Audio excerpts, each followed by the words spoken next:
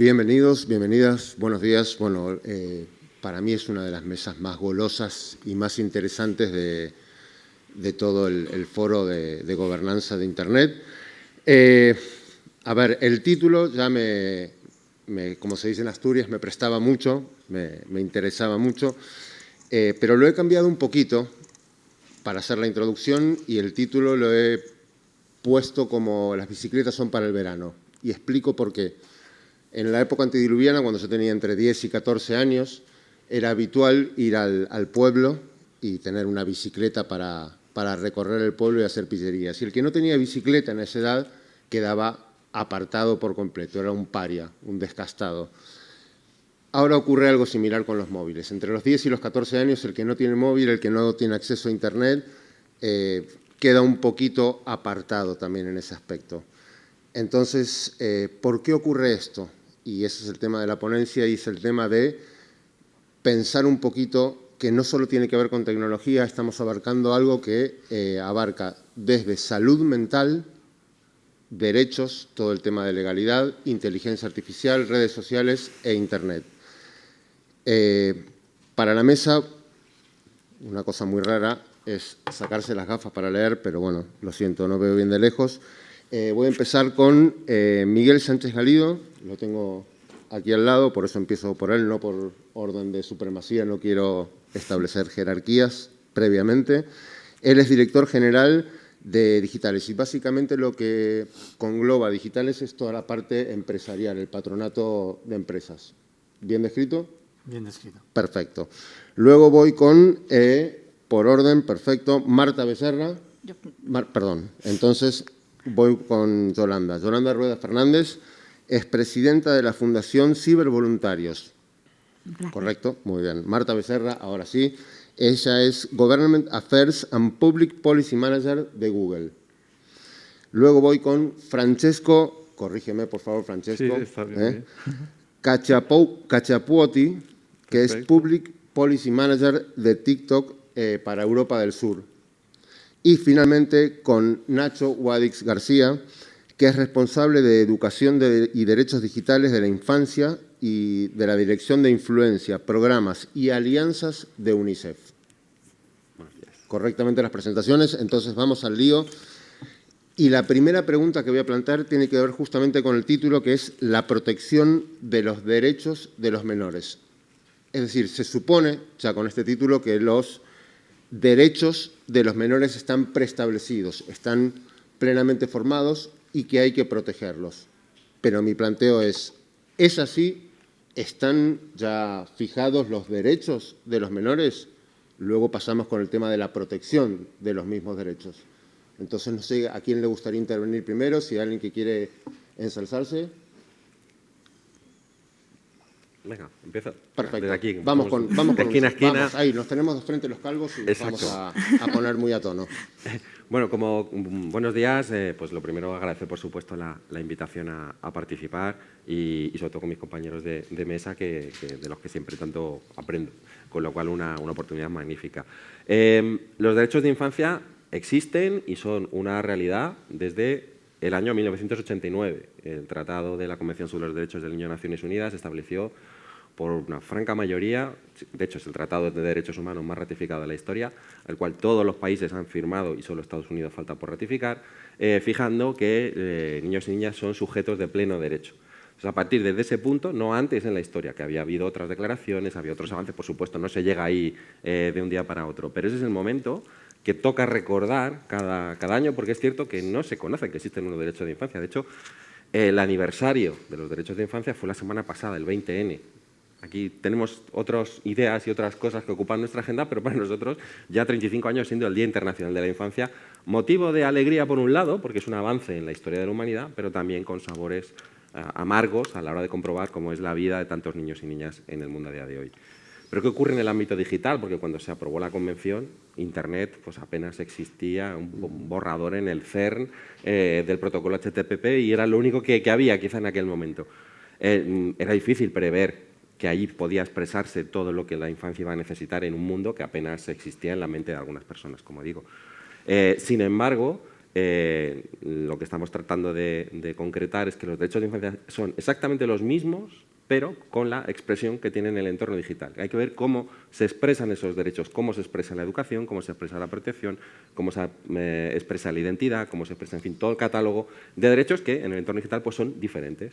Y, de hecho, en una de las actualizaciones de la Convención que hace el Comité de Derechos del Niño, cuando hay temas que ameritan una actualización, en el año 21 hace la Observación General 25, que es un comentario que incorpora esta visión de cómo aterrizarlos y en qué aspectos fijarse. Con lo cual, el reto que tenemos ahora es ver en qué grado de cumplimiento están, porque los derechos ya existen.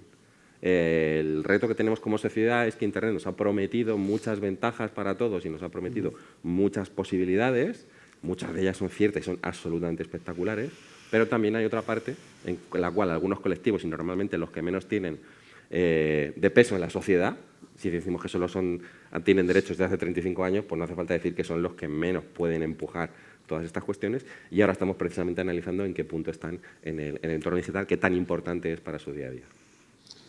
Bien, en relación a los derechos, vuelvo al tema de las bicicletas, y cuando íbamos al pueblo teníamos ciertas normas que debíamos respetar, como no circular por las aceras, como ir en ciertas direcciones, y si bien algunas se respetaban, otras eran más flexibles y otras se ignoraban por completo, aunque también había normas no escritas, como si había gente en la acera, por ejemplo, no ir por allí.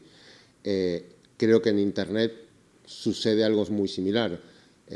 La forma de introducirse o de registrarse en una red social es muy sencilla. Hay que optar por sí o por no, independientemente de que se confirme que uno es mayor o menor de 13, 16 años, dependiendo del país. Con lo cual es muy fácil acceder, al menos por ahora, y mientras no se confirme ciertos requisitos de identidad, de comprobación de edad, es muy fácil que un menor de 13 años acceda a una red social. Y eso tiene sus riesgos. No sé si Francesco podría aportarnos algo en ese apartado, qué están haciendo desde TikTok para intentar regular eso. Sí, claro. Juan, muchas gracias. Y primero quiero disculpar por mi español, como habréis entendido ya, soy italiano, así que intentaré expresarme lo mejor posible, pero obviamente córtame si algo no está claro y vuelvo a explicarme. Agradezco mucho la oportunidad de estar aquí hoy para hablar en esa sesión que es, la verdad, es una, creo, entre todas las sesiones que están aquí en esos días, una de la prioridad igual mayor que tenemos en el mundo digital de Internet, y me gustaría contar un poco qué hacemos como TikTok para impedir, ¿no?, a los menores de 13 años acceder a nuestra plataforma, e incluso yendo un poco más allá, cómo gestionamos todas las herramientas de privacidad y todas las posibilidades que hay para menores y padres para gestionar de forma segura la experiencia que los menores tienen en nuestra plataforma. Empezando por la primera parte de la pregunta. Cuando se accede a TikTok hay la necesidad de poner la fecha de nacimiento. Es algo que se llama AgeGate, que es de carácter neutral, es decir, no te dice cuál es la edad mínima para apuntarte, y tampoco te pide simplemente si eres mayor o menor.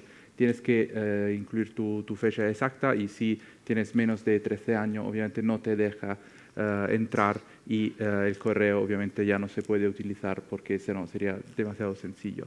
Luego, una vez que imaginamos el menor tiene, no sé, 14 años, accede a TikTok y tiene unas posibilidades que nosotros hemos desarrollado y diseñado según una idea de un concepto que en inglés se llama Age Appropriate Design, es decir, adaptar la aplicación al conocimiento, a las capacidades que los menores tienen. Obviamente un menor de 14 años no tiene el conocimiento y obviamente los riesgos de una persona de 17 o de 20. Así que la aplicación está adaptada para seguir, ¿no?, el desarrollo de la persona. Simplemente para poner algunos ejemplos, hemos identificado dos grupos básicamente de menores, de 13 a 16 y luego 16 a 18, y los dos grupos tienen un nivel de seguridad de herramientas diferentes. Obviamente el primer grupo tiene un nivel de seguridad mayor, por ejemplo, no tiene acceso a mensajería directa para no tener la posibilidad de recibir mensajes de cuentas que no estén vinculados con ellos. Y a los 16 se puede activar los mensajes. Al principio están desactivadas por defecto, pero sí pueden activar y solo se pueden utilizar entre amigos, es decir, un doble nivel de seguridad porque tengo que aceptar a una cuenta, ¿no?, como mi seguidor y luego activamente tengo que seguir esa cuenta. Así me vuelvo amigo, digamos, y puedo empezar a utilizar esa herramienta.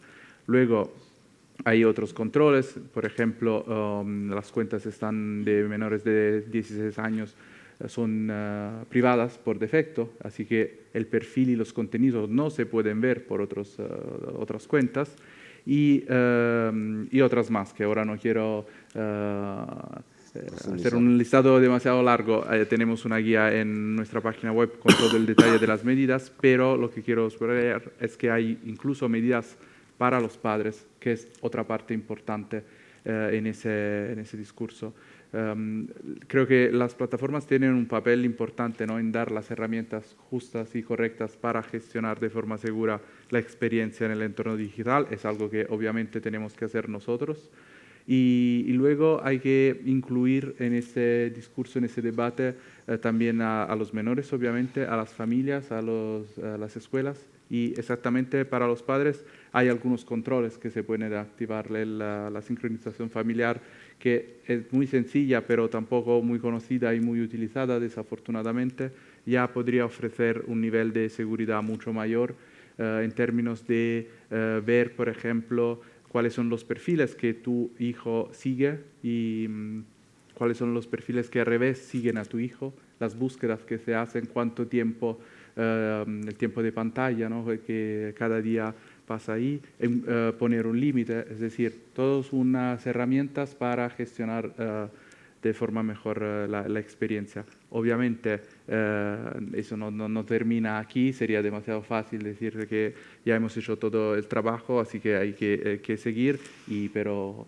la oportunidad de hoy creo que es una gran oportunidad para ir en esa dirección, ¿no?, y discutir incluso en el sector sin prejuicios, porque como decía antes, es algo que se puede solucionar solo incluyendo a todos los actores involucrados, sino es algo que solo una persona o una compañía en solitario no puede solucionar de un día a otro. Entiendo. Ahora, por referencias, voy a ir con Google y con Sirve Voluntarios. Iré contigo, Nacho, no te prometo. Pero siendo parte del mayor sistema operativo del planeta, también hay cosas que se pueden hacer para control parental, quizás hasta certificación, del mismo modo que certifica que una persona no es un bot, certifica que alguna persona tiene cierto desarrollo neurológico que puede empatizar con su edad, y también la parte de cibervoluntarios, qué control hay, cómo se gestiona esto desde las familias y desde los menores y otras instituciones educativas, por ejemplo. Wow. Me parece que has tocado dos temas que están ahora mismo encima de... Bueno, gracias a todos por invitarnos. Muy bien. Justo has tocado dos cosas que son fundamentales ahora mismo en la discusión que estamos teniendo, porque todos vemos cómo la seguridad infantil en Internet es cada vez mayor foco, no solo de familias, sino también de sistema educativo, de sistema sanitario, pues ya ha llegado al debate político también. Entonces, nosotros somos los primeros que vemos cómo los pequeños, ya a una edad cada vez más temprana, de hasta 11, 10 años, están accediendo a un teléfono móvil, ¿no? Ese acceso a ese teléfono móvil o ese acceso a Internet en general puede ser una grandísima oportunidad para que los pequeños exploren, experimenten, creen, se expresen, conecten con sus pares, pero también está lleno de peligros, no debemos de ser naif con esto, ¿verdad? Y consideramos que los padres deben de poder darles a esos pequeños las oportunidades que Internet brinda, pero al mismo tiempo sentirse seguros de que lo hacen desde la supervisión, desde el nivel de madurez adecuado para el menor y desde la protección necesaria, ¿no? Porque yo creo que es importante empezar desde cero recordando que claro, hablamos de menores, pero no es lo mismo un menor de 6 años que a lo mejor le dejas un ratito la pantalla para que en el viaje del tren, bueno, pues se entretenga un poco, y que un menor de 8, que uno de 10, que uno de 12, que uno de 16. No, entonces, aquí lo primero que tenemos nosotros como principio, aparte de las seguridades del diseño, es asegurar que las experiencias son las adecuadas para cada nivel de edad y para cada nivel de madurez mental, ¿no? Porque, insisto, no es lo mismo una edad que otra. También hay un segundo principio que nosotros llamamos respeto, que es respetar a las familias y respetar cuál es el equilibrio digital que cada familia quiere establecer dentro de su hogar, ¿no? Porque nosotros podemos establecer, y lo hacemos, muchas protecciones por defecto, muchas herramientas, muchos materiales divulgativos y educativos para ayudar, para contribuir, para empoderar, pero al final cada familia sabe lo que ocurre en su casa y es el que mejor está situado para generar la supervisión que consideren necesaria, ¿no? Entonces, dentro de ese contexto, justo has tocado el tema del control parental, el tema de la edad. Para controles parentales, nosotros justamente, yo te hablaba de esta cuestión que es respetar que cada familia haga como considere en su casa. Nosotros establecemos una serie de protecciones por defecto que si quieres podemos luego repasarlas porque son unas cuantas. Pero, sobre todo, en este punto que tú has tocado, establecemos las herramientas necesarias para que esa familia establezca cuál es ese equilibrio que quiere. Nosotros tenemos, sobre todo, el más conocido es Family Link, que es el control parental que viene con nuestro sistema, que permite adaptarlo a las preferencias de cada familia y permite también adaptarlo de una forma sencilla conforme el menor va creciendo.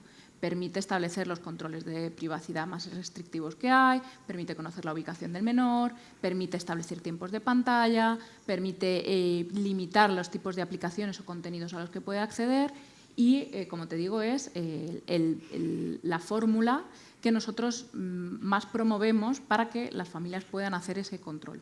También me gustaría mencionar aquí el control que tenemos para YouTube, que se puede hacer desde Family Link, pero se puede hacer separado, porque YouTube no deja de ser una maravillosa plataforma llena de contenido educativo, contenido de entretenimiento, que los menores también aprecian y que los padres aprecian también, ¿no? Porque muchas veces ese contenido educativo es muy útil incluso para los propios profesores que están en clase, ¿verdad?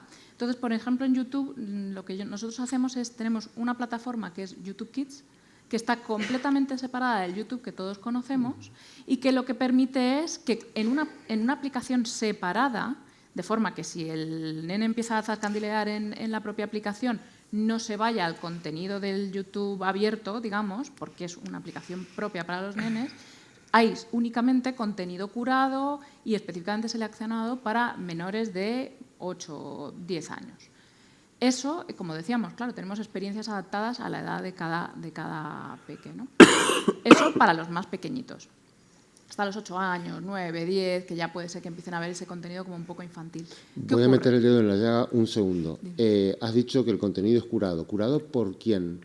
Porque mucho del contenido curado, tanto en redes como en plataformas como YouTube, se hace a través de algoritmos y de machine learning. Pero, nosotros trabajamos con nuestro propio equipo, que está formado por un comité de expertos de salud, de puericultura, de educación, de contenido digital, de contenido audiovisual, y a su vez trabajamos también con múltiples asociaciones y organizaciones sin ánimo de lucro de carácter internacional que nos ayudan a pues establecer aquí guidelines, ¿no? Es decir, a pesar del volumen de vídeos que se suben en YouTube Kids, esto se controla de forma humana. Contamos también con una serie de guidelines que ayudan a los propios creadores de contenido a crear contenido adecuado a esa plataforma de YouTube Kids, ¿no? Igual que la tenemos para YouTube normal, la hay para YouTube Kids, de, oye, que aquí son niños lo que hay delante. Sí, ¿vale? Perfecto. Yolanda, quiero que metas también el dedo en la llaga. Pues, que te veo que no te contienes. A ver. Bueno, es que es un tema apasionante, así que muchísimas gracias por permitirme estar en esta mesa. Y bueno, hay muchas de las cosas que queremos tratar. Lo primero que solo ya lo que es el título de la ponencia da mucho que sí, y creo que hay mucho de lo que hablar. Por esa parte, ¿no?, de cómo tratamos, ¿no?, la protección de los menores, la importancia del sistema de identidad digital. O sea, Y son como dos temas aparte que voy a ver si consigo enfocarlo y transmitir todo lo que desde la Fundación Cibervoluntarios queremos transmitir. Nosotros este es un tema que nos preocupa muchísimo y en el que estamos enfocados. Y sobre todo, por lo que nos preocupa, lo primero que queremos hacer, porque desde la tecnología siempre lo hemos hecho y creo que es una de las grandes bazas que ha dado la tecnología, que es dar voz siempre a los que no han tenido voz. Y por ello, nosotros, este año, además, hicimos un informe, un estudio, que se llama Mi realidad conectada, sí, yo también soy digital, que hemos hecho entre personas menores, niños, niñas y adolescentes, entre 12 y 16 años. Y los datos que nos arrojaron son muy importantes, porque ahí lo importante o lo principal, que es como muy bien has planteado tú, lo de las bicicletas son para el verano, es qué significa para ellos las tecnologías. Tenemos que partir de eso, no podemos tener o hablar de esto desde una visión adultocentrista solo, sino tener esa visión de lo que es los niños, niñas y adolescentes y ver qué opinan ellos de estas herramientas que están en su vida. Y la realidad es que nos han dicho que su realidad es una realidad conectada. Es decir, que para ellos no hay una diferencia entre mundo real y digital, sino que su mundo es digital. Ambos mundos están conectados. Y es muy, muy distinto y para ellos la tecnología es cultura. Igual que para nosotros la tecnología es una herramienta, para ellos no es una herramienta, va mucho más allá.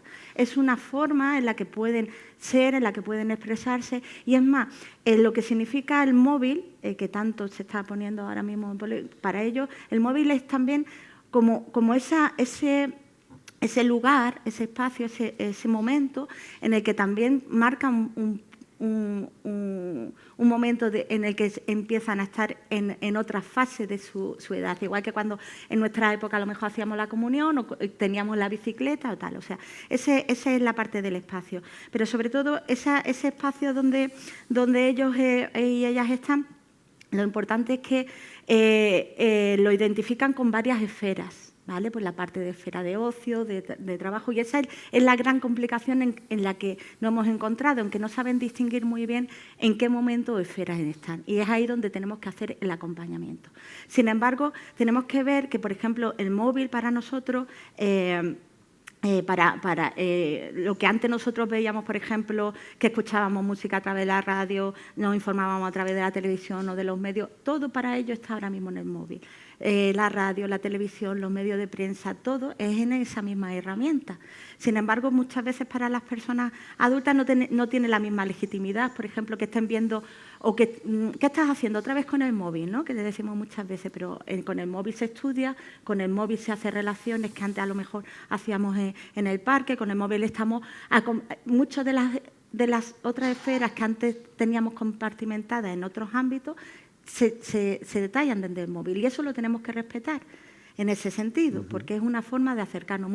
Muchos de las personas que han estado respondiendo a nuestras encuestas, por ejemplo, antes de tener el primer contacto con una persona, de forma real, quieren hacerlo a través de las redes, porque hay otra cultura, otra forma de hacer las cosas y otra forma de entenderlas. Aunque estemos usando las mismas herramientas, no es la misma forma cultural de relacionarnos con esa herramienta. Y es por eso que es vital tener esto en cuenta a la hora de los derechos. ¿Por qué? Porque si negamos esa herramienta, estamos negando la autonomía, la independencia, el desarrollo cultural y personal de un grupo importante y, por tanto, estamos negando los derechos, que es por una de las partes que estamos viendo. Entonces, también decir la realidad, o sea, por ejemplo, en este estudio más del 57% de los chavales tenían móvil entre 10 y 12 años. Y no veo yo colas de niños para comprar los móviles, eso se lo dan las personas adultas y más del 90% antes de los 16 años. O sea, estamos con esa realidad. ¿Qué es lo que nos encontramos? Y de ahí la parte de la importancia del sistema de identidad digital. Nos encontramos que queremos resolver un problema ético desde un punto de vista tecnológico, como herramienta. Y eso no es solo y exclusivamente. No es blanco o negro. Esto es un montón de crisoles y un montón de aspectos en los que tenemos que ver. ¿Cómo están, por ejemplo, muchos adolescentes o niños con la tecnología completamente solos? Pues porque a lo mejor hay que ver también desde un punto de vista global pues, temas de conciliación. O sea, si nos metemos, yo voy metiendo cuñas en muchas cosas para que podamos ver. Luego, en el tema, por ejemplo, ¿qué podemos hacer? Que no solo una parte ahora luego nos metemos en la parte de sistemas de identidad digital, sí, eso, pero tenemos que ver también que nos encontramos ante la población de niños y niñas y adolescentes que más publicidad han tenido en la historia, por todos los medios y por todos los sistemas, no solo ya en la propia tecnología, sino a través de muchos otros medios. Y eso también hay que analizarlo y mirarlo. Y es verdad que por mucho que se curen los contenidos, y no solo lo digo por YouTube y otros, sino en miles de herramientas que podemos hacer mucho más por la parte de cómo llega esa otra parte de la publicidad, porque es verdad que yo veo muchas veces vídeos orientados en lugares o tal, para niños que al final el propio contenido le está vendiendo un huevo Kinder o le está vendiendo... O sea, que ahí tenemos muchísimo por hacer que no tiene que ver ni con la identidad digital, por poner un ejemplo, ¿no? Yolanda, te bueno, es que claro... Porque, si no llegamos. Es que escucharía una hora, creo que cada persona se merece una mesa por sí sola. Y solo una cosa. Si Nacho me deja, sí. Sí, no control. Cuando has dicho, ¿qué hacéis para controlar? No, formación. Formación. O sea, formación. Pero y luego ahora ya, por lo menos meto la cuña, si no, es que no he hablado de lo mío, es que me lío y no hablo de lo mío. Es que hay mucho para hablar. Yo creo que hay que controlar. Yo creo que, si quieres, ya paso un poco yo. Sí, Nacho, por favor. Voy a ser un poco políticamente incorrecto. Me gusta. Y aunque soy director de la Asociación de Digitales, del sector tecnológico, están todas las empresas tecnológicas, operadores, no están las plataformas ni redes sociales. Voy a hablar un poco como padre, ¿no? Como padre, creo que tenemos un problema que quizás no se ha expuesto en estas intervenciones, ¿no? Y yo creo que es un problema muy grave de salud mental de nuestros niños y niñas y adolescentes, ¿no? Yo creo que datos de UNICEF, Save the Children, Fundación Sol, también Fundación de Cibervoluntarios, ponen de manifiesto que casi 6 de cada 10 niños acceden a pornografía con 8 y 9 años, ¿no? Es una realidad que tenemos encima de la mesa. El ciberacoso... Nosotros no lo hemos dicho. Hay estudios que sí, así pero lo no señalan. de Fundación Cibervoluntarios. Sí. Hay estudios que sí lo señalan. Tenemos un crecimiento del ciberacoso del 37% el año pasado. El 10% de nuestros niños tienen ciberacoso, tienen problemas de acoso a través de Internet, y 1 de cada 3 niños y niñas están en riesgos de uso compulsivo de Internet, de redes sociales y plataformas, ¿no? Esa es la realidad que tenemos y esa es la realidad que tienen que proteger los derechos de la infancia, ¿no? Yo creo que Nacho lo ha comentado, yo creo que los derechos de la infancia se han señalado desde hace muchos años, desde el año 89, pero realmente a mí me preocupa que algún país no haya suscrito esos derechos. Estados Unidos, que es un país muy relevante por sus políticas y por sus empresas. Como ha comentado Nacho, yo creo que cuando se definieron esos derechos de infancia en Naciones Unidas, todavía Internet no había evolucionado y, por tanto, yo creo que tenemos que hacer, digamos, un análisis muy importante de cuáles son esos derechos y cómo protegerlos, ¿no? Yo creo que estamos todos de acuerdo, ¿no? Yo creo que con Francesco en que tenemos que hacer controles para el acceso a esas plataformas o redes sociales, ¿no? Pero no sé si hasta qué punto los jóvenes, las niñas, son conscientes de lo que supone estar de acuerdo con esos compromisos cuando entran en una plataforma, una red social.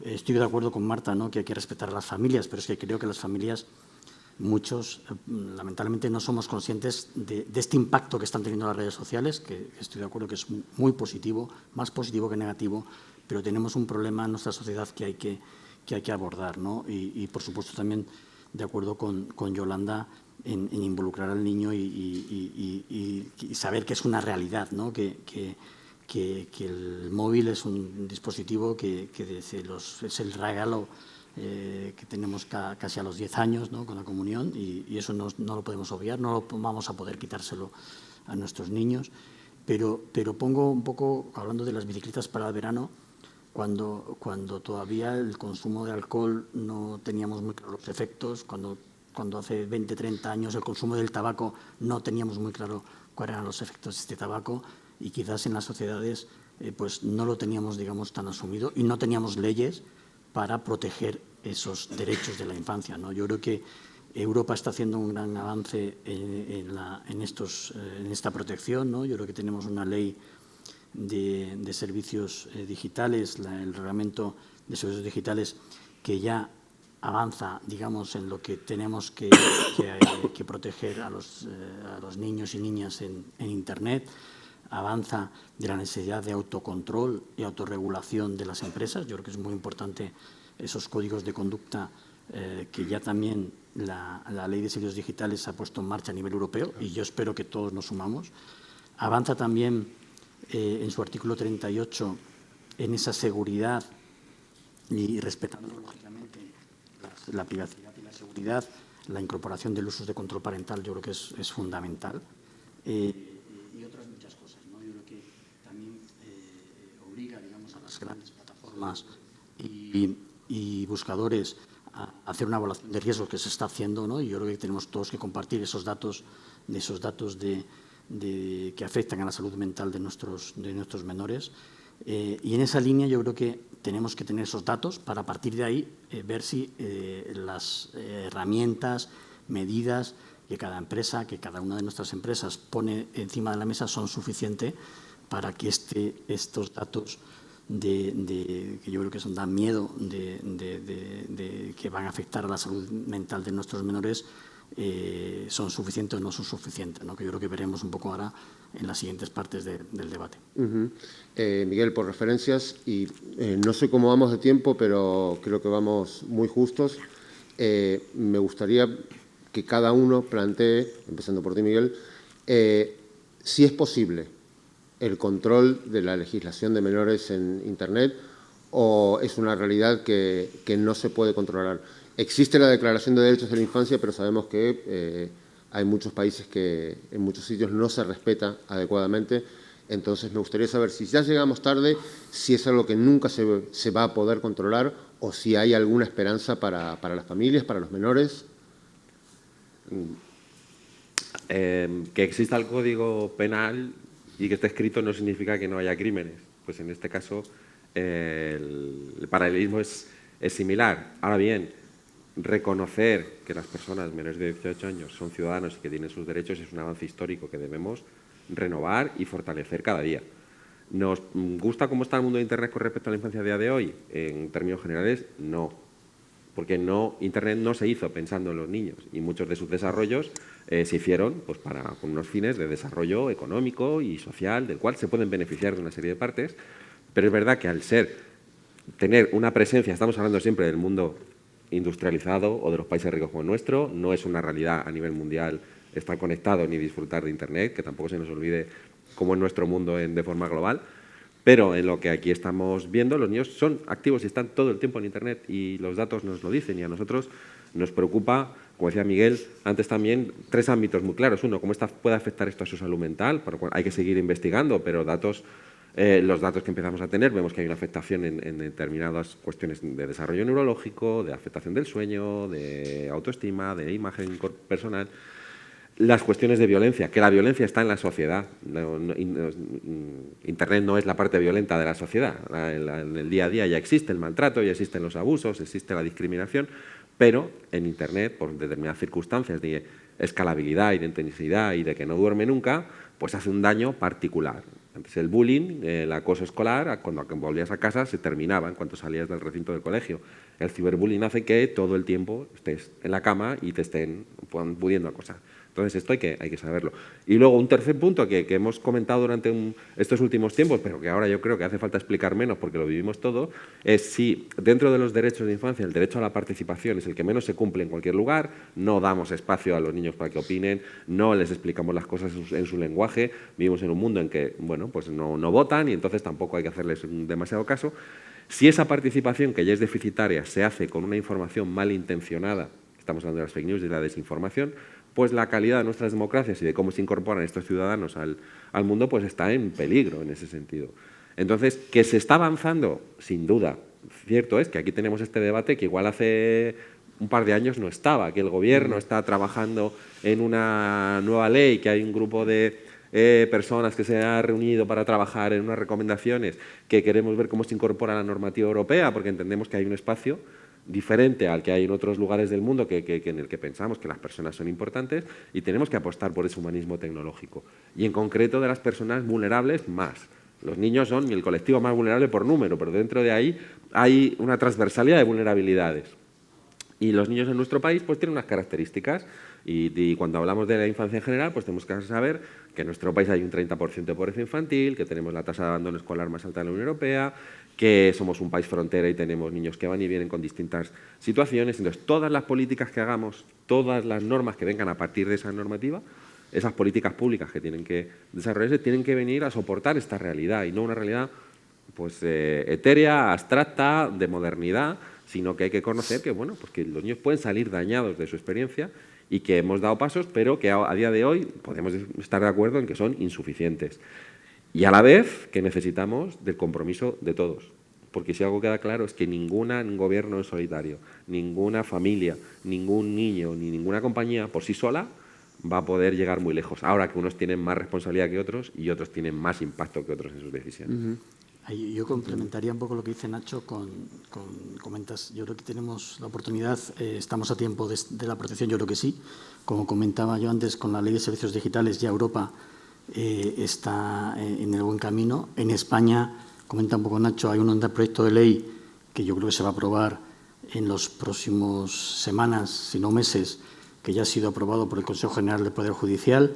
Hay una proposición no de ley aprobada por el Congreso, tal como está políticamente el país, donde todos los partidos políticos se han puesto de acuerdo, liderados por PP y PSOE, salvo Vox no lo ha firmado, donde en esta proposición no de ley incorpora, digamos, todas las propuestas del Pacto de Estado de la Protección de Menores que organizaciones hace casi un año, lideradas también en el Gobierno por la Agencia Española de Protección de Datos con UNICEF, pusieron de manifiesto y que Digitales firmó como asociación, representando a nuestros asociados, donde ese Pacto de Estado incorporaba reconocer el problema, ¿no? Que yo creo que es lo que tenemos que hacer, que tenemos un problema, adaptar medidas de atención y orientación que hemos comentado, educar a las familias y a los menores, limitar el acceso de contenidos inadecuados, el diseño de productos y servicios digitales en función de la edad, que señalaba Marta, evitar los algoritmos que no respeten los derechos de niños y niñas,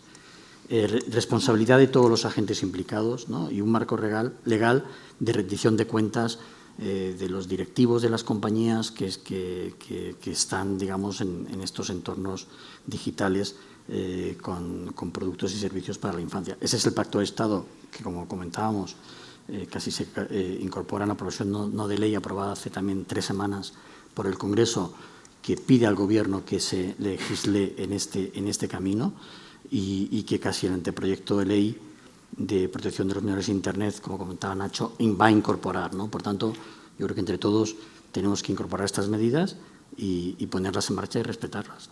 Exactamente, concuerdo plenamente y en ese aspecto justamente quiero ir con Francesco un segundo. Marta ha mencionado que es una de las generaciones donde los niños y las niñas son más famosos y creo que también habría que agregar que estamos en la primera generación de la historia que cobra por su tiempo, no por lo que hace con su tiempo, sino por su atención. Nos están pagando en cierto sentido por la atención de mirar al móvil. Nos pagan por segundo. Y esto nunca había ocurrido. Antes usábamos nuestro tiempo para dar un servicio. Ahora nos pagan por dar nuestra atención a algo. ¿Cómo gestiona TikTok eso en referencia a los menores? ¿Y cómo gestiona el tema de fake news, contenido inapropiado? A ver, es una pregunta obviamente que necesitaría una respuesta muy larga, pero empezando por el final. No, igual mejor por el principio. Es un cambio tecnológico total, es decir, antes Yolanda decía, ¿no?, que el mundo digital no está separado por el mundo real. Eso es algo que Yo estoy convencido y uno de los problemas que hemos tenido hasta ahora, creo exactamente, es enfrentarnos al mundo digital como algo separado de nuestra vida. Y entonces lo hemos considerado solo desde un punto de vista tecnológico, buscando una solución exactamente ahí, con herramientas, con privacidad, con todo ese conjunto, ¿no?, de reglas a nivel tecnológico. Pero como decías tú, nos enfrentamos a un cambio de vida, a un cambio de sociedad que probablemente nunca hemos visto en las últimas décadas. Y el desarrollo que las plataformas han tenido obviamente ha sido increíble en los últimos años, con oportunidad para todos, porque es verdad que mucha gente se ha vuelto famosa, ¿no?, gracias a las plataformas, a las redes sociales, y ha tenido acceso a contenidos de educación, de conocimiento, incluso en los sitios más pequeños, los pueblos más pequeños, donde igual no había al principio tantas oportunidades en términos de convenios, de reuniones. Y obviamente, por otro lado, hay que considerar los problemas, como mencionabas tú, de las fake news, del tema de la desinformación, por ejemplo, sobre todo en los periodos de elecciones. Y por eso, obviamente, contamos con expertos, como decía Marta al principio, tanto internamente, hemos desarrollado, obviamente, según los temas que son los principales temas de debate a nivel de sociedad. Obviamente, internamente tenemos equipos de expertos que trabajan exactamente sobre esos temas y hay que adaptarse. Por ejemplo, es algo que probablemente no se considera, pero durante los Juegos Paralímpicos hay un incremento increíble de debate y con palabras de odio hasta la gente con discapacidad. Es algo que probablemente no se puede percibir, ¿no?, desde fuera, pero las plataformas saben y nosotros estamos ahí para enfrentarnos a esos fenómenos. Y luego hablar y tener contactos con las organizaciones no gubernamentales, porque ahí hay conocimiento, hay recomendaciones y expertos que puedan ayudar incluso a las plataformas a desarrollar las herramientas correctas. El tema de las fake news es lo mismo. Nosotros contamos mucho con fact-checkers que son fundamentales. Y como decía antes, por ejemplo, en las elecciones europeas hicimos exactamente eso. Y nada, pero simplemente para concluir quería volver a tu ejemplo de la bicicleta, ¿no? En el mundo real, cuando un niño tiene que enfrentarse y aprender cómo utilizar la bicicleta, le damos todas las explicaciones, les acompañamos en ese proyecto, ¿no?, de su vida, de empezar a ir en bicicleta. Lo mismo tendríamos que hacer por internet. No podemos dar un móvil en mano a un niño y ya está, porque simplemente no funciona así. Es una herramienta como la que tenemos en el mundo real. Y si un niño va solo al colegio, le explicamos cómo se cruza la calle, cuándo se cruza, dónde mirar primero, y lo mismo tenemos que hacer con los móviles y con las plataformas. Y es a nivel de sector, no hablo simplemente de TikTok, porque ahora estamos hablando de nuestras plataformas, pero se podría hablar de videojuegos, de todo lo que hay por internet, incluso contenidos no apropiados y contenido pornográfico, pero es un tema diferente, es decir, no es un tema de TikTok. En TikTok hay un sistema de moderación muy fuerte en temas de contenidos de esos tipos, así que no hay, y eso lo tendría separado. Marta, quiero escucharte. También te aprovecho y pregunto, ¿es factible una licencia? En algún momento se habló de una licencia para menores en Internet. ¿Es factible esto? Bueno, yo creo que además es justo donde nos quedamos antes a medias, ¿no?, en el tema de la identidad y de la verificación de edad. Aquí están ocurriendo muchas cosas, ¿no? Este año, además, hemos visto cómo el Gobierno ha propuesto una cartera digital beta. En la Unión Europea se aprobó el Reglamento de Identidad Electrónica y están ahora terminando de aprobar los actos delegados y los actos de implementación para que ese reglamento sea implementable.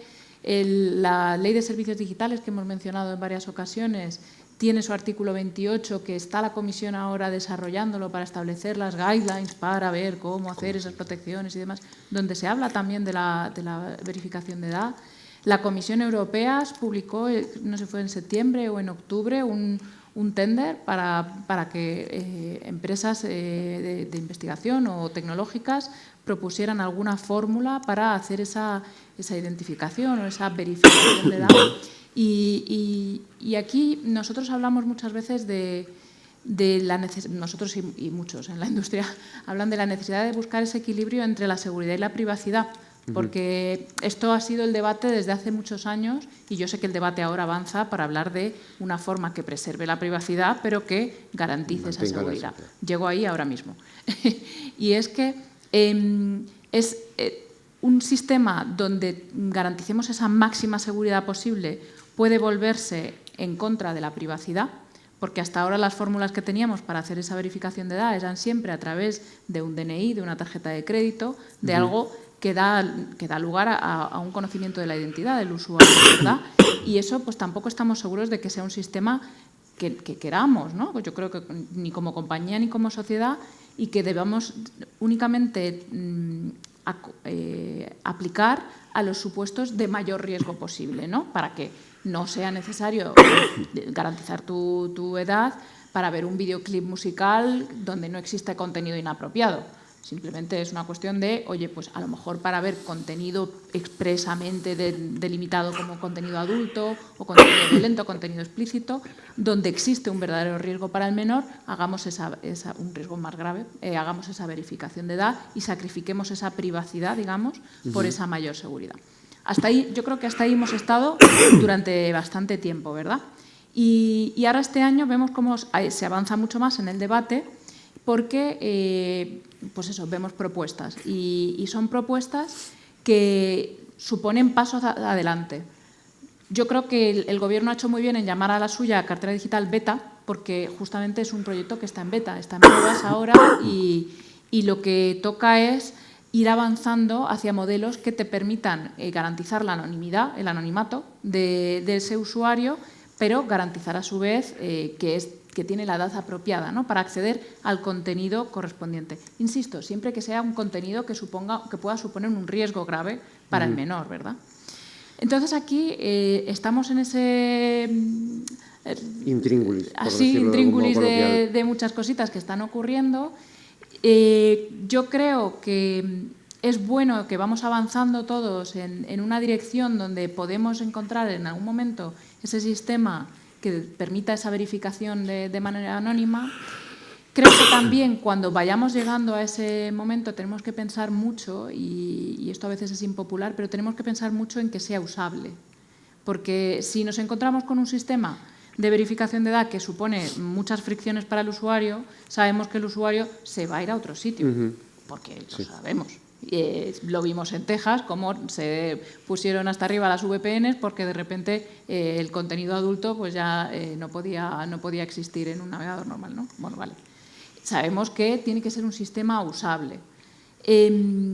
¿Por qué es tan importante eso? Porque ahora mismo, o lo que yo llevo visto hasta ahora, son muchas propuestas que, bueno, están ahí, pero usables, parece que a lo mejor todavía no han llegado, ¿verdad?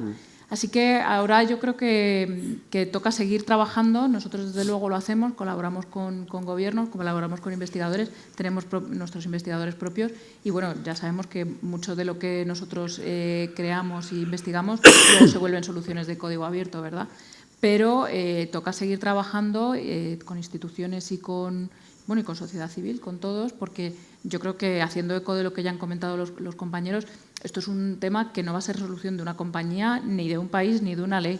Va a ser una solución de todos, donde hay una corresponsabilidad. Nosotros asumimos la parte que nos toca y creemos que, efectivamente, las plataformas deben de jugar un papel muy relevante, estableciendo protecciones por defecto, promoviendo sistemas de control parental, promoviendo contenidos educativos y divulgativos sobre qué es la privacidad, qué es la ciudadanía digital, qué es la desinformación, qué es el pensamiento crítico y, bueno, en el momento en el que sea posible, también proveer de tecnología adecuada, ¿no?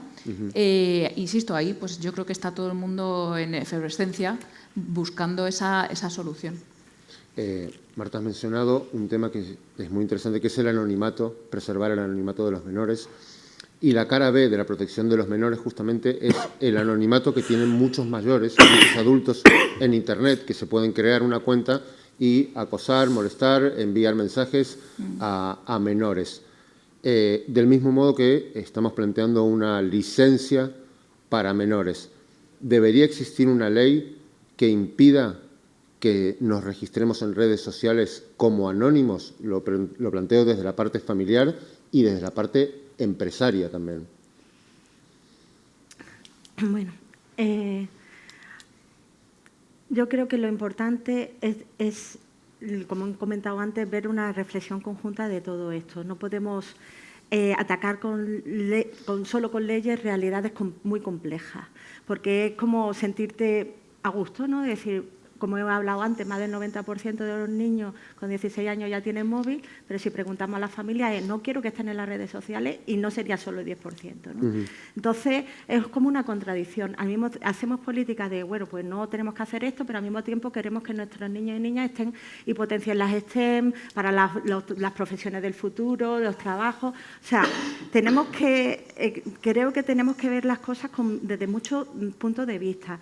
Yo siempre digo que tenemos que ver que no hace ni 35 años que empezó Internet y que nos hemos visto todos, y estamos también la parte adulta con la desinformación tal, deslumbrados por esta nueva forma de hacer las cosas. Y una cosa que nos ha dado en todas estas herramientas tecnológicas Internet es el poder a la ciudadanía.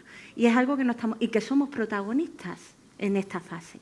Y eso, que muchas veces se controla en el sentido de decir, estamos viendo que los... cómo se bombardea, ¿no?, entre comillas, a los chavales, a los niños para que hagan algo, tal y cual, es porque no estamos formando desde el principio, cuando damos esta herramienta, como bien hemos comentado, en que tú tienes que ser un agente activo, en que tienes que cuidarte pues, de las noticias falsas, tienes que proteger tu privacidad, tienes que formarte en cómo hacer esto. Por eso nosotros siempre hablamos desde el punto de vista de lo que nosotros como fundación podemos hacer es la parte de formación, de sensibilización, de ver esta herramienta, cómo usarla para sacarle el máximo potencial, porque lo tiene. Porque es una herramienta que nos ha abierto miles de puertas, que hace que las personas puedan estar muy conectadas en temas no solo de educación, sino de salud, de temas de empleabilidad, o sea, herramientas que van a estar usando para el futuro y que hay que ir preparándoles desde el principio. Igual que cuando dice una ley que pueda haber una persona mayor puesta y tal, igual que nosotros nos decían, cuando vayas al colegio no cojas caramelos de nadie que no tal. Pues lo mismo hay que prevenir desde el principio. Cuando alguien te hable en una red que no sea, tienes que protegerte así, de esta manera. Es que estamos en las mismas realidades. Estamos en la misma realidad y en la misma esfera. Y eso no se quita con una ley, porque siempre hay una forma de saltarla. Igual que cuando estamos hablando de la importancia del sistema de identidad digital. Tú lo has dicho claramente. En cuanto dijeron cuáles fueron los primeros que fueron a la VPN, seguro que los adultos no, los chavales. O sea, no se puede poner puertas al campo. Y lo que hay que hacer es enseñar a las personas a usar estas herramientas para sacarle el máximo provecho y prevenir al máximo de todas estas herramientas. Por supuesto, hay que implicar y hay que incidir en que las compañías, en que el gobierno trabajemos, en sociedad civil, trabajemos en conjunto para puntos en los que hemos ido muy acelerados, no se ha cuidado todo lo que se tenía que cuidar, por supuesto hay que trabajarlo y hay que potenciar eso. Pero no se va a acabar, es decir, pues hago un sistema de identidad digital y se acaban los problemas. Ya puedo dar el móvil, que ya como va a estar identificado, no va a tener ningún problema más los niños y menores. No, es una forma de edulcorar nuestra responsabilidad como adultos de que eso es así. Y no, los niños y niñas y adolescentes tienen derecho a poder estar en esa realidad conectada porque es su realidad, porque es su futuro, porque es su herramienta con la que van a trabajar. Y hay que formarles en cómo paliar todos los riesgos que tiene esta herramienta. Es como si tú dices, yo no voy a darle el cuchillo a los niños porque puede matar uno a otro. Tú le explicas y no le das el cuchillo a partir de los 16 años que ya conciernen, ¿no? Tú le das, desde el principio le vas enseñando poco a poco, pues lo mismo, en cierta medida. Nacho. Miguel, yo con Yolanda estoy de acuerdo en casi todo, en todo lo que está diciendo, pero sí que hace falta legislar al respecto, ¿no? Es igual que si cogemos un coche y no tenemos un código de circulación, ¿no? Pues yo creo que en este caso tenemos que desarrollar esa ley de servicios digitales que entra en vigor en 2024. Estamos de una forma muy incipiente revisando, digamos, el mercado digital y los servicios digitales. Por tanto, en la parte de menores hay reglamentos que todavía, como ha comentado Marta, se están desarrollando. Los temas de identidad digital yo creo que se van a implantar en Europa. Lógicamente con todos los salvaguardas, todos los cuidados de seguridad y privacidad, pero yo creo que van a llegar, como comentaba Marta. Yo creo que Google es un buen ejemplo de control parental, de herramientas, de verificación, yo creo que lo llamáis dura, ¿no? Cuando detectan que hay un niño o niña que está accediendo a contenidos que son para adultos, pues le pide esa verificación. Yo creo que Marta me lo ha contado alguna vez, a través de una tarjeta de crédito o algún certificado digital, ¿no? de edad. Por lo tanto, yo creo que es un buen ejemplo.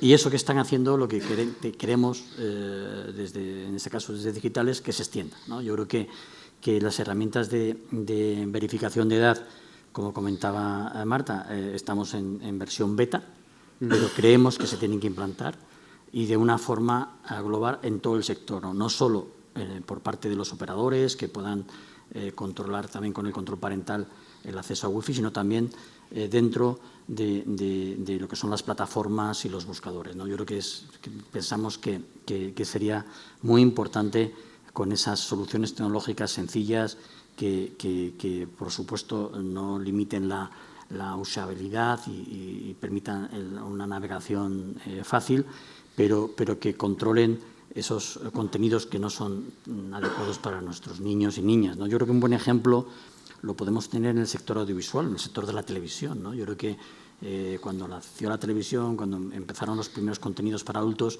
no se sabía muy bien cómo controlar esos contenidos, y hoy en día estudios también de fundaciones, entidades del tercer sector, pues ponen de manifiesto que no hay un problema, en este caso, de mal uso de esos contenidos para adultos que tenemos en nuestras casas o en nuestros dispositivos, ¿no? Hay sistemas de control parental que funcionan, hay pines parentales, hay pines de compra de dispositivos que yo creo que son un buen ejemplo para trasladar al mundo de Internet. ¿Cuál es el problema?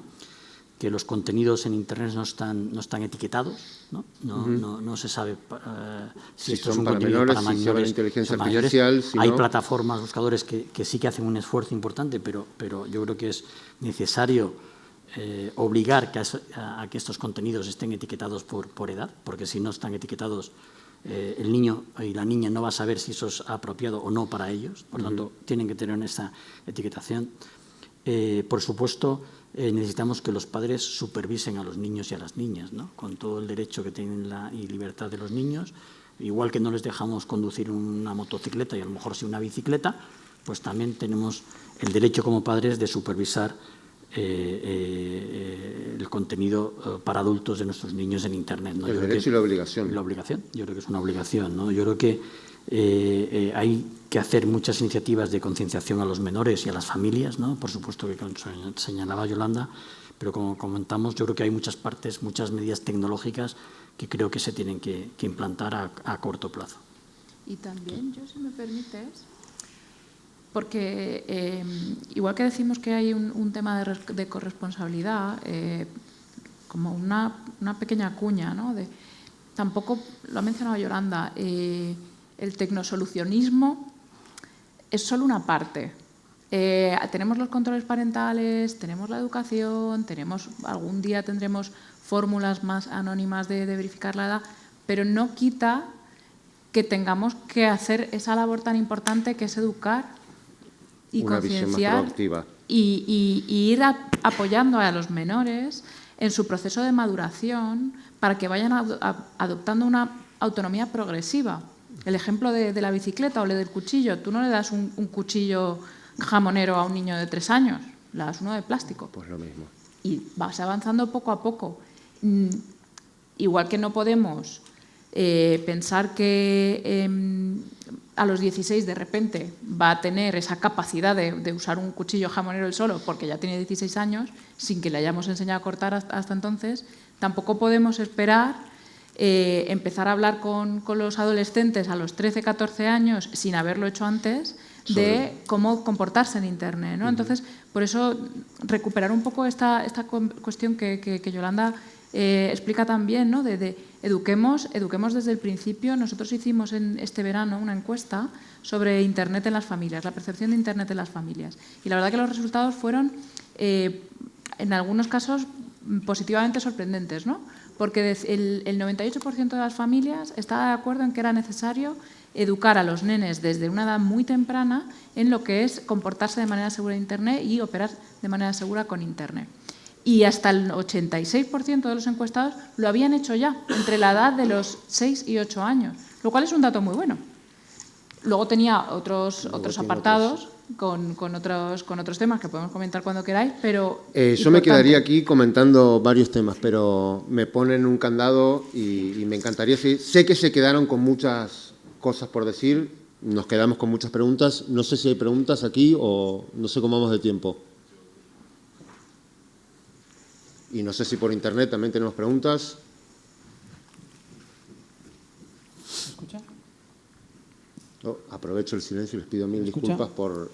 sé que quedaron muchas cosas por decir. Tenemos una pregunta online que dice: el móvil es usado por los jóvenes para muchas cosas buenas, pero de cara a las nuevas relaciones puramente online que tienen los adolescentes, estas en ocasiones se han visto que pueden llegar a ser con personas peligrosas e incluso llevar a suicidios juveniles. ¿Cómo se puede compaginar defender estos derechos con asegurar la seguridad de los menores? ¿Se entendió la pregunta? No lo he escuchado bien. A medias. No, es que no lo he escuchado, pero no se entendió muy bien la pregunta. Vale, ¿vuelvo a repetir? Por favor. Vale. Una pregunta que dice: el móvil es usado por los jóvenes para muchas cosas buenas, pero de cara a las nuevas relaciones puramente online que tienen los adolescentes, estas en ocasiones se han visto que pueden llegar a ser con personas peligrosas e incluso llevar a suicidios juveniles. ¿Cómo se puede compaginar defender estos derechos con asegurar la seguridad de los menores? Creo que es el planteamiento que tú comentabas antes. Sí, es lo de ser anónimo como adulto en Internet. Tiene que ver un poco con eso. No se debería permitir que cualquier persona se cree una cuenta en una red social siendo adulto y no dando su nombre, no registrándose. Claro, el problema es que si no tenemos herramientas de verificación de edad, eso le dejo a las plataformas que contesten, ¿no? Pero es que es imposible que eso pase. Por mucha educación y sensibilización, si el adulto quiere hacer daño y no le verificamos que es un adulto para entrar, va a ser muy complicado resolver el problema. Yo no la pregunta no la veo desde esa perspectiva de verificación de edad. Yo creo que la pregunta iba muy en la línea de lo que nosotros hemos visto en Mi Realidad Conectada, es que les falta, por ejemplo, era increíble cómo los niños, niñas y adolescentes decían: a mí mi padre y mi madre me dice que deje de tal y lo dejo de hacer. O sea, que esa parte de obedecer y de hacer caso, aunque ellos tienen las competencias, muchas veces lo hacen en ese sentido. Pero también decía, también lo que identificaba era que no sabían muy bien cómo relacionarse porque no sabían muy bien esas esferas, esa distinción que nosotros lo teníamos por espacios físicos. Aquí estoy en el trabajo, aquí estoy en la clase, aquí estoy... Ellos los tienen así. Y ahí está la parte relacional que dice. Y esa parte, como es compleja, se necesita un acompañamiento y otra forma de formarles en ese sentido, porque su realidad ahora mismo es más compleja que la nuestra en nuestro momento, que era más identificable. Y es ahí donde se produce, y es verdad que hay que trabajar mucho, y eso no es solo tecnológico, que no es solo, que es lo que, como muy bien has dicho, tecnosolucionismo no es todo, ni solo la verificación, ni solo, por ejemplo, el control parental no lo usa ni un 10% teniéndolo. Hay herramientas, pero no es solo eso, están las otras herramientas que sí hay que acompañar desde diferentes ámbitos educativos, familias y demás, para que puedan identificar esos nuevos contextos de relación que nuestra forma de relacionarnos y que nosotros le estamos llevando de esto se soluciona así, no es así, ahora es distinta, que no comprendemos, que necesitamos comprender para poder acompañar. Había una pregunta en la sala. Sí, se me escucha, ¿no? Bueno, primero que todo, perdón si me trabo porque me pongo un poco nervioso. Pero nada, yo quería hablar quería deciros dos preguntas. Uno de los ejes de vuestra conversación ha sido sobre de que debemos respetar a las familias y de que con esas herramientas que da Google, pues son las familias las que deben como adaptar el contenido a sus hijos. Pero yo tenía como una duda y es a la hora en la que los chavales salen a la calle y al final cada uno tiene un móvil, que es un dispositivo digital con el que pueden pues acceder a esta información. Y pues yo hablaba de esta divergencia en el que pues cada familia configura los teléfonos y cada chaval pues tiene un nivel de limitación de contenido diferente, pues en función de los valores y de lo que piensa esa familia.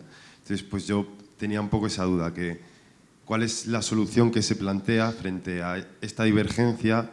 Porque luego los chavales, pues como cada uno tiene un dispositivo, pueden compartir esos contenidos. Entonces, a lo mejor un chico con un contenido mucho más limitado puede acceder a un contenido de un chaval cuyos padres a lo mejor no han sesgado tanto esos contenidos, porque antes hablabas, Yolanda, sobre que todos antes accedíais a los contenidos, a unos contenidos sesgados por igual, la radio, la tele, pues que todo el mundo accedía a los contenidos de manera por igual. Y después que eso planteaba esa pregunta ahora, que si es una solución que debe abordarse quizá desde las familias, desde las empresas que dan estas herramientas, o quizá si debe ser como una solución conjunta. Muchas gracias. Qué buena pregunta. Voy a intentar ser breve. Gracias. No sé si lo voy a me están conseguir. mirando mal aquí ya. Pero es que es una pregunta muy buena. Nosotros, por ejemplo, nosotros lo que hacemos es establecer una serie de protecciones por defecto que están en el buscador, están en YouTube, para asegurar que los menores de 18 años no llegan a contenido que no es apropiado para ellos, ¿no? De forma que si buscan en el buscador no les devuelva contenido explícito, si buscan en YouTube no les devuelva contenido que está marcado, rankeado como contenido para mayores de 18 años. Esas son protecciones por defecto que estarán por defecto establecidas en todos esos usuarios menores de esos teléfonos. Luego tenemos esas herramientas de control parental que lo que permiten es a la familia establecer la supervisión que ellos consideren. Esas herramientas de control parental son establecidas para edad cuando el padre quiere permitir al menor de 14 años, que es la edad de consentimiento digital en España ahora mismo, darle un acceso limitado y supervisado a Internet. ¿Qué ocurre? Al mismo tiempo, y yo creo que aquí Nacho seguro y Yolanda pueden elaborar más, sabemos que los chavales van creciendo, van ganando madurez y van ganando también en derechos, derecho de acceso a la información, derecho de comunicarse con sus pares, derechos que son propios de ellos y que se van, bueno, en España ahora mismo consideramos que la edad de consentimiento digital son 14 años para ese mayor acceso a información y demás. Ahora en la ley se está planteando que sea 16. Esto podría pues, suponer una cortapisa a esos derechos de los menores en un momento dado. Pero, bueno, ahora tenemos esos 14 años. A partir de esos 14 años, la supervisión que tú tienes en Internet es un poco distinta, porque es una cosa que ya es casi más pactada con tus padres, ¿no? Porque a esos 14 años tú ya tienes esa edad de consentimiento digital y ya tienes otra fórmula, otra libertad, otra agencia para navegar, que no quita que no se te sigan explicando las protecciones por defecto que se aplican a los menores de 18. Tenemos como esas distintas fases, ¿no? Entonces, yo esto que sí que, gracias por la pregunta, porque me parece que además es un tema muy bonito, los chavales van adquiriendo madurez y van adquiriendo derechos, y esos derechos también es importante protegerlos, ¿no? Cuando hablamos de elevar la edad de consentimiento, pues en algunas cosas yo creo que hay mucha gente que está muy de acuerdo, pero en otras, al mismo tiempo, ¿estamos impidiendo que esos menores continúen su desarrollo y continúen su formación porque les estamos impidiendo el acceso a determinada información? No lo sé. Me parece que es un debate a tener. Yo quería añadir un poco por complementar a Marta. Yo creo que podemos hacer cosas, ¿no? Yo creo que en este caso desde digitales y los operadores son las grandes compañías que venden al final también muchos terminales. Estamos incorporando también un código de conducta para asesorar en nuestros canales, en los canales de venta, la incorporación de estas herramientas de control parental, ¿no? que hasta hace muy pocos años pues no se tenían la necesidad de incorporarlas, ¿no? Yo creo que eso estamos haciendo también en los canales digitales. Por supuesto, un poco como comentaba Yolanda, yo creo que tenemos herramientas y iniciativas de formación para los jóvenes, pero también para las familias, ¿no? Yo creo que ahí hay mucho por hacer en formación a nivel de asociación de padres de alumnos, de colegios. Yo creo que al final toda esta formación que tienen que tener las familias y los niños y niñas es muy importante y creo que hay mucho por hacer. Y, de hecho, pues casi todas las compañías estamos desarrollando iniciativas para educar tanto a niños y a niñas, pero también a los padres, a familias, y a colegios y a profesores de primaria y secundaria. Terminamos. No me dan tiempo para más preguntas, no me dan tiempo para nada más que el cierre y debe ser muy breve. Mil disculpas por la brevedad de todo lo que han dicho, que seguramente faltaba mucho por informar. Para darle un cierre a esto, creo que la palabra clave sería responsabilidad. Etimológicamente, la responsabilidad es la capacidad de responder de nuestros actos. Y cada uno desde su lugar, padres, empresas, redes sociales, desde lo legal, deberíamos responder de los actos de los menores en redes sociales, hacernos cargo de la enseñanza que le damos y también exigir que quienes deben cumplir con esa normativa lo hagan. Muchísimas gracias y seguramente seguiremos con esto el año que viene y veremos qué ocurre.